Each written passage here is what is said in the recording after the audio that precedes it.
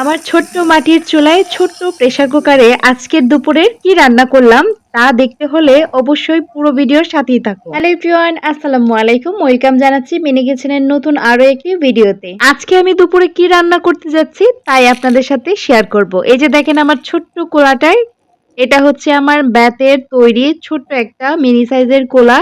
আর এটা দিয়ে আমি চাল, ডাল, ধান সবকিছুই ঝেড়ে পরিষ্কার করে নিই। এই যে দেখেন, যেহেতু ডালটায় কিছু, কিছু পাথর থাকে, অনেক সময় অনেক ডালে পাথর থাকে, তার জন্য আমি এই যে আমার ছোট্ট কোলাটা দিয়ে আমি এটা ঝেড়ে নিচ্ছি, ঝেড়ে পরিষ্কার করে নিচ্ছি। আর এই পাশে আমার আরো রান্না চলছে দুপুরের আয়োজনে। আর এই যে এখন আমি ডালটাকে ভালোভাবে পরিষ্কার করে ধুয়ে নিবো। আর এই ছোট্ট মাটির চুলাটায় রান্না করতে আমার ভীষণ ভালো লাগে। আর এই যে দেখেন ছোট্ট, ছোট্ট পাতিলায় এগুলোতে সত্যি অনেক বেশি ভালো লাগে রান্না করতে। এই মাটির হাঁড়িটা আমি আমাদের বাজার থেকে কিনেছি। কারণ আমি অনেক খুঁজেছি যে মাটির কিছু জিনিস কেনার জন্য। তো মাটির জিনিস যেহেতু খুঁজে তেমন একটা পাওয়া যায় না আমাদের এখানে। তবে আমার কাছে মিনি কিচেন বলতেই মাটির হাঁড়ি থাকবে, মাটির চুলা থাকবে, মাটির ঘর থাকবে। এটাই আমার কাছে বেশি ইউনিক লাগে। অনেকেই আবার মানে মিনি কিচেনটা আরো উন্নতভাবে বা আধুনিকভাবে করার চেষ্টা করেন।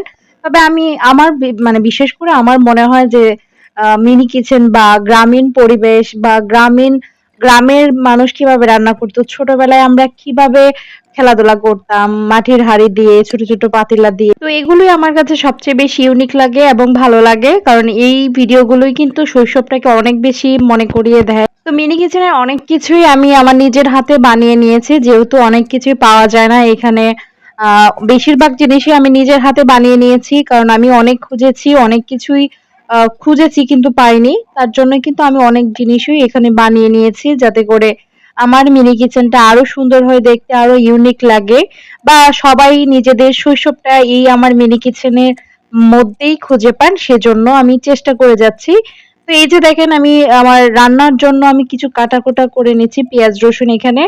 তো আমার হাতে যে কাটার ছুরিটা দেখতে পাচ্ছেন, এটা দিয়ে কিন্তু অনেক কাজ হয়, মানে একটার মধ্যে অনেক ধরনের কাজ করা যায়। তো আপনারা চাইলে আমি কোনো একদিন এই ছুরিটা নিয়ে বিশেষভাবে কোনো একটা ভিডিও দিব।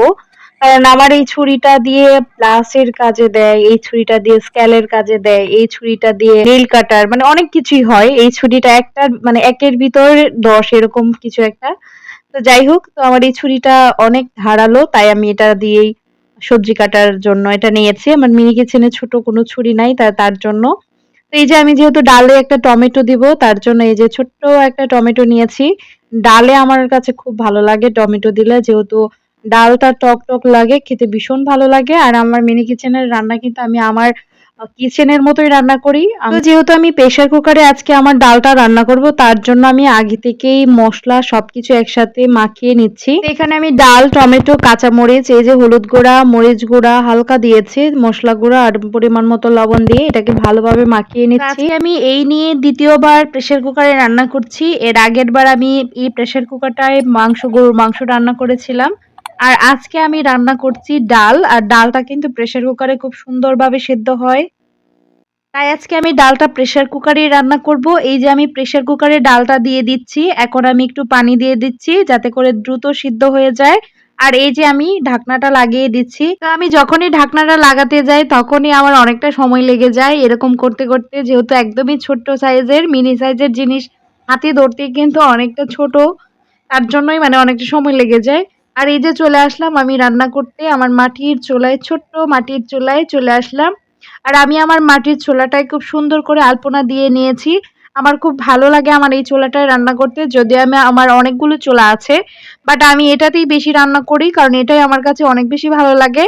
আর এই যে দেখেন ডালটাও কিন্তু মোটামুটি সেদ্ধ হয়ে গেছে। আর দেখেন টমেটোটাও কিন্তু একবারে গলে গেছে। এই যে দেখেন। তাছাড়াও আমার এই ছোট্ট প্রেসার কুকারটায় রান্না করতে অনেক বেশি ভালো লাগে। আর এই যে আমি পাঁচফোড়ন দিয়ে দিচ্ছি।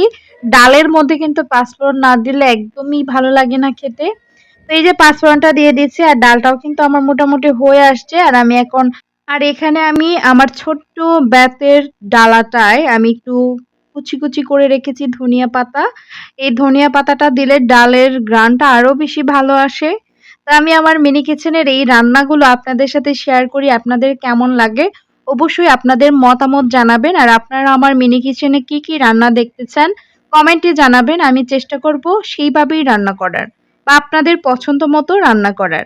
এই তো আমার ডালটা রান্না হয়ে গেছে। এখন শুধু ডালে ফোড়ন দিতে হবে। তার জন্য এই যে কড়াইটা বসিয়ে দিয়েছি।